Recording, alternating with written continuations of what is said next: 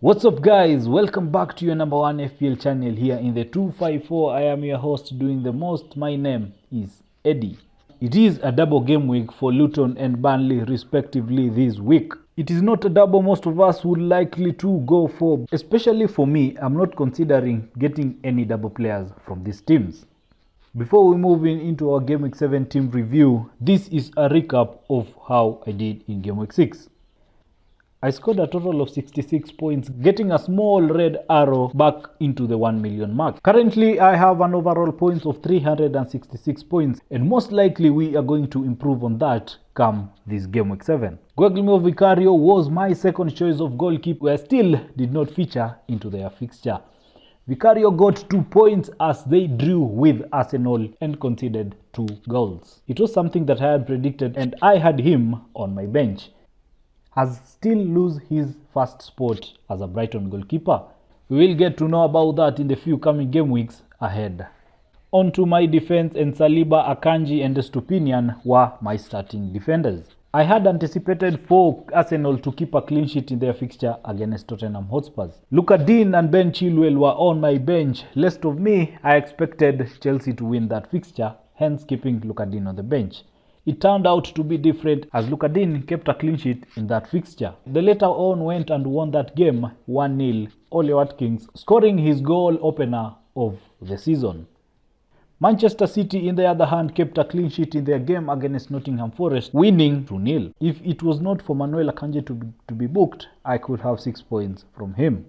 I also got 6 points from Parvis Stupinian in their fixture as they hosted Bournemouth. He played for 90 minutes and assisted in 1 goal, earning him a bonus point. Parvis is always a good player and will always give you returns whenever he starts his game. Luck was not on their side as they played Chelsea in the midweek EFL game where they lost a 1-0 goal down. This combination with Kurt Mitoma on the left side was pretty much evident, but they did not come out with a score. In their next fixture, they will be traveling to Aston Villa to play with the Unai Emery's boys. It is going to be a much interesting fixture to watch come this weekend. On to my midfield, and I stuck with my fantastic 4 midfielders since Game Week 1. Mo Salah, Diaby, Mitoma and Bruno Fernandes were my pick. Salah, Mitoma and Bruno Fernandes giving me great returns this game week. Salah scored a goal in their 3-1 win in Game Week 6 in their fixture against West Ham United. It earned him a 3 bonus points. What an interesting time to have Mo Salah in your squad because he has not blanked since Game Week 1. Many managers are impressed with him and they are getting him in their wildcard drafts. Karim Mitoma was a brilliant player in their 3-1 win as they hosted Bournemouth in Game Week 6. He scored 2 goals, earning him a 3 bonus points. He only played for 45 minutes but earning 14 points. Bruno Fernandes scored the only sole winning goal for Manchester United in their fixture against Burnley. Manchester United later on kept a clean sheet and Bruno Fernandes earned a 2 bonus points. On to my forward, and Erling Braut Haaland was the only man with great returns. I only got a point from Julian Alvarez, who played for only 56 minutes, in which their game ended goalless as they were facing Fulham. If wishes were horses, then beggars could also ride. Luka Dean and Anderson were the highest point earners, but sitting on the bench.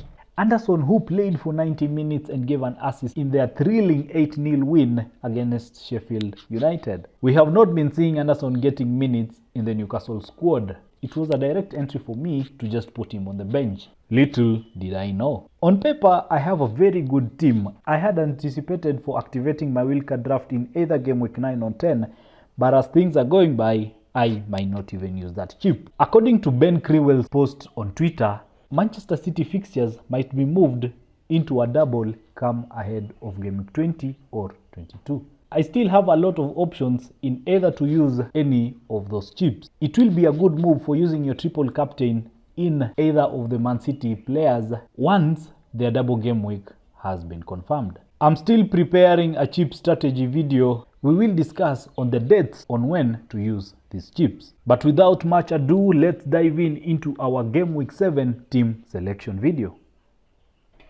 Going into Game Week 7, I have only 1 transfer and 1.2 mil in my bank. The man in between the sticks for me is Guglielmo Vicario. It is not an easy fixture for them as they are hosting Liverpool.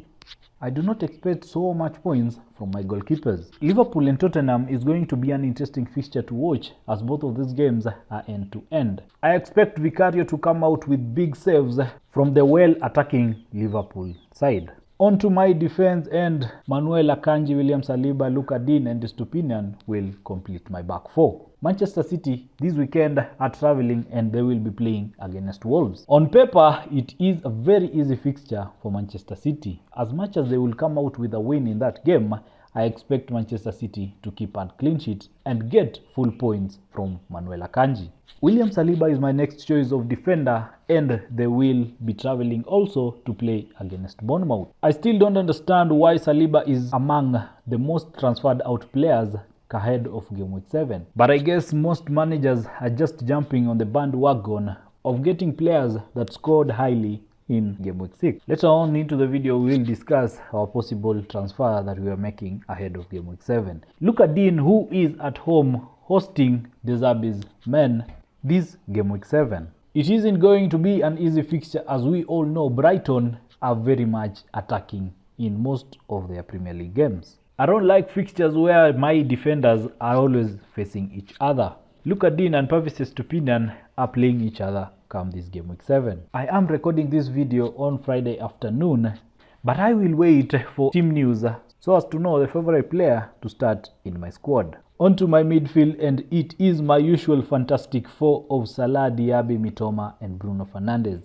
Salah will be traveling to the Tottenham Hotspur Stadium as Diaby will be hosting Brighton. Manchester United will be hosting Crystal Palace just after playing the same game in the EFL against Crystal Palace. Manchester United won in that game 3-0. It's going to be a game of physicality as Crystal Palace did not field most of their starting 11 players in the midweek game. I highly expect Mitoma to get some minutes into that game. He has been impressive since the start of this season. He scored a brace in the previous Gameweek 6. Even though the Seagulls have a very good depth and Mitoma is also a risk of rotation. Moussa Diaby, who has been among the best signings that Aston Villa has made this season, has had an impressive start. He has featured in all of the games since Gameweek 1. I also expect him to have more minutes as they are hosting Brighton. Mo Salah, who was rested in their midweek game, I expect him to feature into the Premier League game come Gameweek 7. Salah is the man to watch come in their game against Tottenham Hotspurs. We all know how Ange has turned the Tottenham Hotspurs team, and this season they are playing very good and solid football. With the rise of Udogie and Romero, Tottenham have defensively improved. The only question that we ask is, are they going to hold on their good form against Liverpool? On to my forward, and I will be doubling up with the City attack.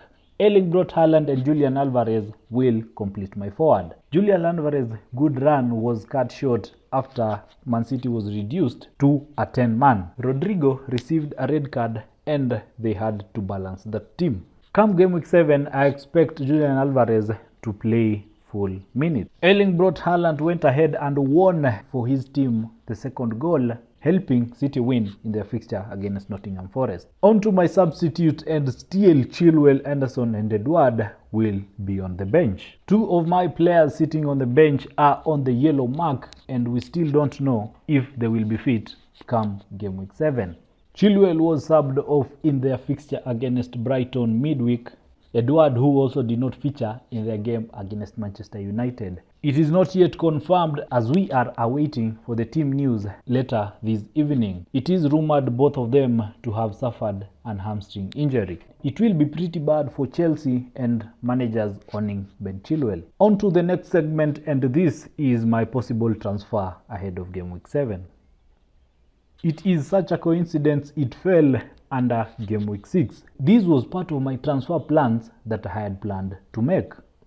I was to move Chelsea defenders of my team because of some of the fixtures they are going to face ahead. It is getting pretty hard for Chelsea fixtures starting from Gameweek 8. My obvious move was to get in the Newcastle defenders. It was tough to have a Newcastle defender since Gameweek 1 because they had very hard fixtures and they conceded goals, keeping no clean sheets nor bonus points. My possible transfer this game week 7 is Chilwell to Botman. With my budget, I couldn't get to Trippier, but he is in my transfer thoughts as I will be getting him when activating my wildcard chip. Newcastle fixtures are starting to ease up as they are hosting Burnley in game week 7 and playing against West Ham, then Crystal Palace in their next consecutive fixture. And this is how my team could line up ahead of game week 7. On my defense is Vicario in between the sticks. Manuel Akanji, William Saliba and Pavise Stupinian will be my defenders. My usual fantastic four of Salah, Diaby, Mitoma and Bruno Fernandes to complete the midfield. Edouard, who is a doubt ahead of their fixture against Manchester United, and Erling brought Haaland, then Julian Alvarez to complete the forwards. I am still waiting for the team news to either know if Edouard will still be available for pick in game week 7. The same to Botman, who missed in their midweek fixture as they kicked Manchester City out of the EFL competition. But the only transfer that I am going to make, and I'm sure about it, is the Chilwell to Botman. According to your own budget, you can either move from Chilwell to any of the Newcastle defenders. You can go for Dan Burn, Botman, Fabian Schär or Kieran Trippier. Or for the few managers that had Henry in their squad who was declared to have a long season injury, you can move him out and get in a Newcastle defender to replace him. And on to the most obvious transfer that managers are making come game week 7 is from Jackson to Alvarez or from Jackson to Morris. From my previous video in the wish list, we talked about how good Morris is for a replacement of Jackson ahead of game week 7. Jackson received his 5th yellow card and won't be featuring in game week 7. I know you have enjoyed the video. Do please leave a like and subscribe to the channel. Largest percentage of you viewers are not yet subscribed. Take this opportunity and smash that subscribe button for me. Like the content, comment and also share to reach a wider audience. Also put the notification bell on for you to be notified on my next video upload. Thank you again for watching. See you in the next video.